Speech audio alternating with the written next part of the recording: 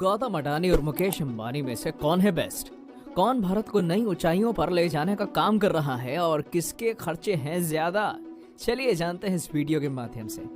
मुकेश अंबानी आज जिन बिजनेसेस के बल पर इस मुकाम पर पहुंचे हैं, उसका पूरा श्रेय उनके पिता धीरू भाई अंबानी को जाता है, जिन्होंने थोड़े थोड़े पैसा जमा करके रिलायंस कमर्शियल कॉरपोरेशन को शुरू किया था, जिसमें मसालों और धागों का व्यापार होता था।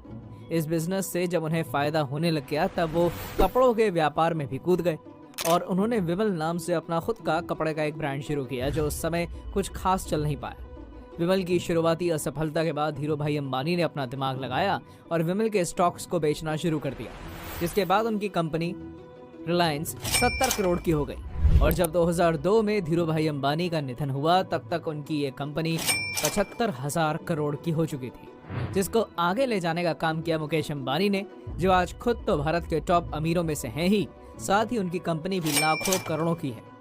मुकेश अंबानी को तो बिजनेसेस उनके पिता से विरासत में मिले थे, मगर गौतम अडानी के साथ ऐसा बिल्कुल भी नहीं था, क्योंकि वो आज जिस मुकाम पर भी हैं, अपनी खुद के दम पर हैं। एक समय था जब गौतम अडानी घर घर जाकर साइकिल से कपड़े और साड़ियां बेचा करते थे। तब उनकी उम्र महज 16 साल रही होगी और उसके बाद महज 30 से 35 सालों में ही उन्होंने इतना बड़ा साम्राज्य खड़ा कर दिया। बहुत ही कम लोग ये बात जानते हैं कि गौतम अडानी के पास इतना भी पैसा नहीं था कि वो खुद की एक बाइक खरीद सकें, और ऐसे में वो अपने दोस्त के स्कूटर के पीछे बैठकर सफर किया करते थे। इसी काम के दौरान एक दिन अडानी अपने घर से महज 10 रुपए लेकर मुंबई निकल आए और एक हीरा व्यापारी के यहाँ काम करने लगे।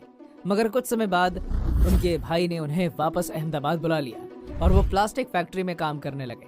1988 में उन्होंने अडानी एंटरप्राइजेस की नींव रखी और इंपोर्ट एक्सपोर्ट का बिजनेस शुरू किया, और देखते ही देखते 1991 में हुए आर्थिक सुधार के बाद उनके कारोबार को पंख लग गए। अडानी की शोहरत इतनी ज्यादा बढ़ गई थी कि साल 1998 में उन्हें फिरौती के लिए किडनैप कर लिया गया था, मगर बाद में वो किसी तरह छूट गए और आज ports, green energy, real estate से अरबों छाप रहे हैं। कंपनीज।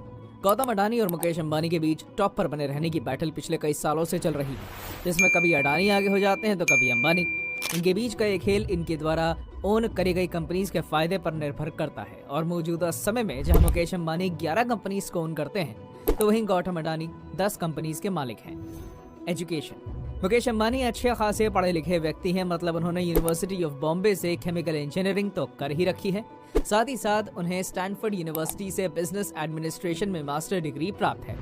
हालांकि जब बात गौतम अडानी की आती है, तब वो ज्यादा पढ़े लिखे नहीं हैं, और सबसे हैरानी की बात यह है कि उनके पास ग्रेजुएशन तक की डिग्री नहीं है, क्योंकि आर्थिक तंगी की वजह से उन्होंने गुजरात यूनिवर्सिटी में कॉमर्स की पढ़ाई को सेकेंड ईयर में ही छोड़ दिया था। मनी। मुकेश अंबानी और गौतम अडानी के पैसों की बात करें तो फिलहाल जहां मुकेश अंबानी की नेटवर्थ 108 बिलियन डॉलर है, तो वहीं गौतम अडानी 100.7 बिलियन डॉलर की नेटवर्थ रखते हैं। एक समय था जब पैसों के मामले में अडानी अंबानी से भी आगे थे, मगर हिंडनबर्ग रिपोर्ट की वजह से अडानी को तगड़ा नुकसान हो गया था और उनकी संपत्ति में गिरावट आ गई थी, जिसके बाद से ही मुकेश अंबानी पैसों की रेस में अडानी से आगे चल रहे हैं। लाइफस्टाइल। अब भले इन दोनों ही लोगों के पास लगभग एक जैसा पैसा क्यों ना हो, पर जब बात लग्जरी लाइफस्टाइल जीने की आती है, तब मुकेश अंबानी इस मामले में गौतम अडानी से कोसों आगे हैं। मुकेश अंबानी भारत के सबसे महंगे और सबसे बड़े घर एंटीलिया में रहते हैं, और इस घर की कीमत करीब 15,000 करोड़ के आसपास है, जबकि गौतम अडानी दिल्ली में निर्मित 400 करोड़ के ल्यूटेंस हाउस में रहते हैं, जो बड़ा और लग्जरी तो है, पर उतना नहीं जितना मुकेश अंबानी का घर है।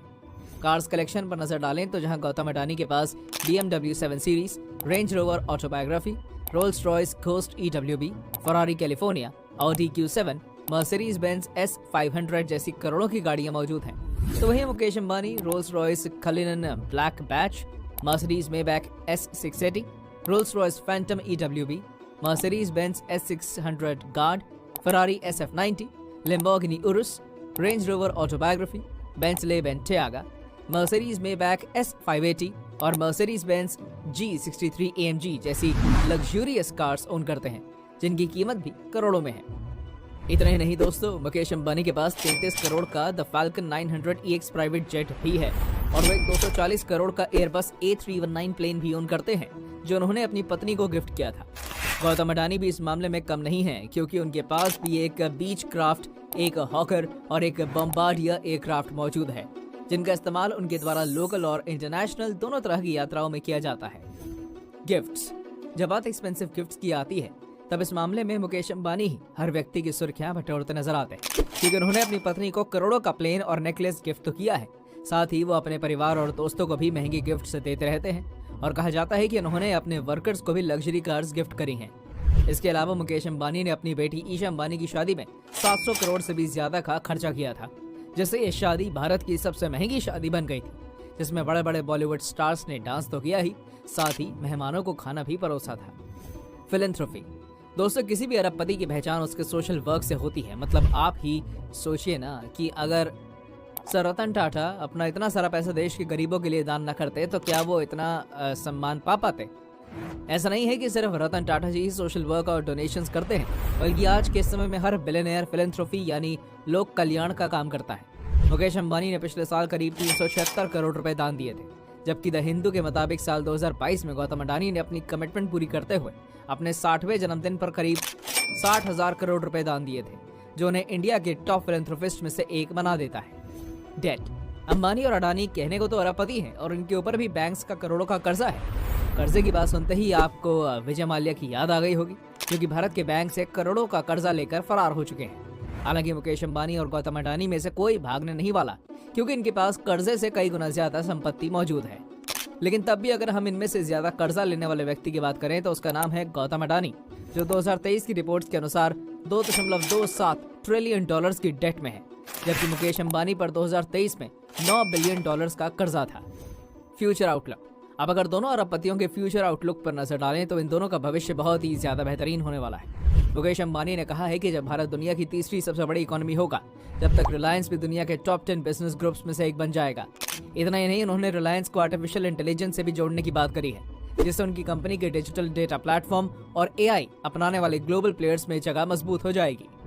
मुकेश अंबानी जहां भारत को डिजिटली टॉप पर ले जाने के लिए काम कर रहे हैं, तो वहीं गौतम अडानी भारत के इंफ्रास्ट्रक्चर को मजबूत करने की दिशा में काम करने हैं, जिसके लिए उन्होंने हाल ही में 7 लाख करोड़ इन्वेस्ट करने की घोषणा करी है।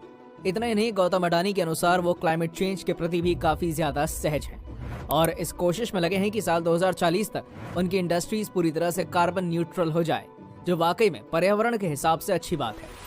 अडानी समूह द्वारा गुजरात के कच्छ रेगिस्तान में दुनिया का सबसे बड़ा ग्रीन एनर्जी पार्क भी डेवलप किया जा रहा है, जिससे भारत ग्रीन एनर्जी के मामले में दुनिया को लीड कर पाएगा। जॉब जनरेशन, दोस्तों अंबानी और अडानी दोनों ही बिजनेसेस से सिर्फ उन्हें ही फायदा नहीं होता, बल्कि इससे भारत देश को भी बहुत फायदा मिलता है, क्योंकि जब कंपनीज एक्सपैंड होती हैं तो उनमें जॉब्स निकलती हैं। और साल 2023 के आंकड़ों के अनुसार मुकेश अंबानी के रिलायंस ग्रुप के अंदर करीब 3,90,000 एम्प्लॉयज काम करते हैं, जबकि गौतम अडानी के अंडर करीब 23,000 एम्प्लॉयज काम करते हैं, जिसको देखते हुए जॉब जनरेशन के मामले में मुकेश अंबानी अडानी से काफी आगे हैं। इतने सारे पॉइंट्स जान लेने के बाद अब सवाल आता है कि आखिर इनमें से कौन ज्यादा आलीशान जिंदगी जी रहा है और कौन देश के लिए ज्यादा योगदान दे रहा है।